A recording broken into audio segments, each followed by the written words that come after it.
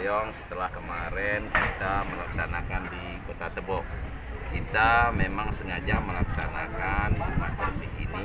Kita ingin menggugah hati terutama OPD-OPD, kemudian masyarakat kita agar merasa memiliki tentang kota yang ada di Kabupaten Tebo ini.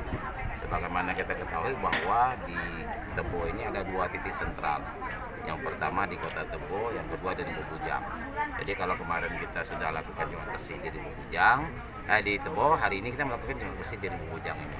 Harapan kita ini ke depan dapat menggugah seluruh OPD dan masyarakat. Dan kami juga sudah sampaikan bahwa setelah di 2 titik ini masing-masing OPD melakukan pembinaan terhadap bawahan-bawahannya. Contoh, Dinas Kesehatan, mereka bertanggung jawab dengan puskesmas yang ada di bawahnya. Kemudian asisten 1 bidang pemerintahan bertanggung jawab terhadap kantor-kantor camat. PMD bertanggung jawab terhadap kantor-kantor desa. Nah, harapan kita semua bergerak seperti ini nanti akan menular ke seluruh masyarakat kita pada akhirnya, seperti itu harapan kita. Ini yang pertama. Yang kedua, hari ini sebagaimana kita ketahui bahwa beberapa waktu yang lalu kami mendapat kabar bahwa ada kelangkaan obat-obat pada puskesmas.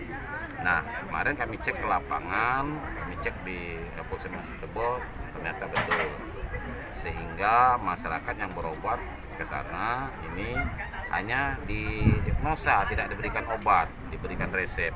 Sebagaimana kita ketahui bahwa pasien yang datang ke puskesmas ini kan menengah ke bawah, yang mereka mengharapkan dari BPJS.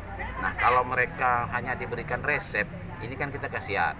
Nah, ini kita melihat kejadian ini, kita lakukan kemarin beberapa sidak puskesmas. Ternyata ini hanya terjadi di puskesmas Tebo Tengah saja. Yang lain ini kan masih ada kebijakan-kebijakan dari puskesmas.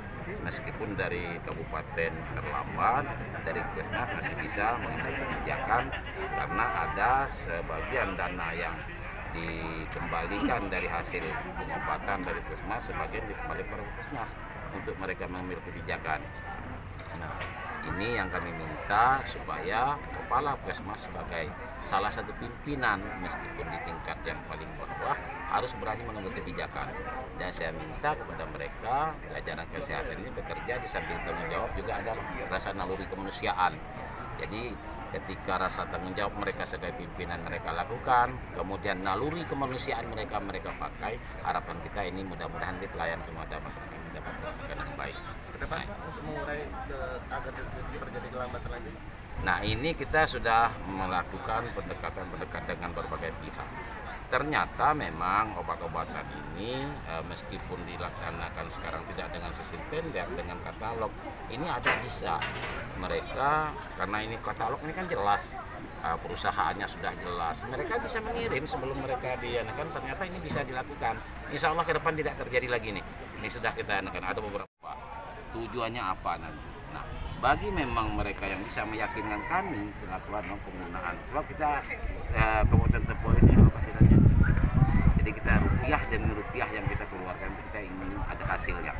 Nah, jadi bukan hanya Dinas Kesehatan, dinas-dinas lain juga nanti sepanjang mereka bisa mempertanggungjawabkan, memaparkan dengan kami untuk apa alokasi yang diberikan kepada mereka, insya Allah nanti akan kita bantu sesuai dengan kemampuan dana yang kita miliki di kabupaten ini tentunya. Terakhir Pak, untuk setiap pagi kan Pak di setiap SPBU kemacetan karena mengantri Pak.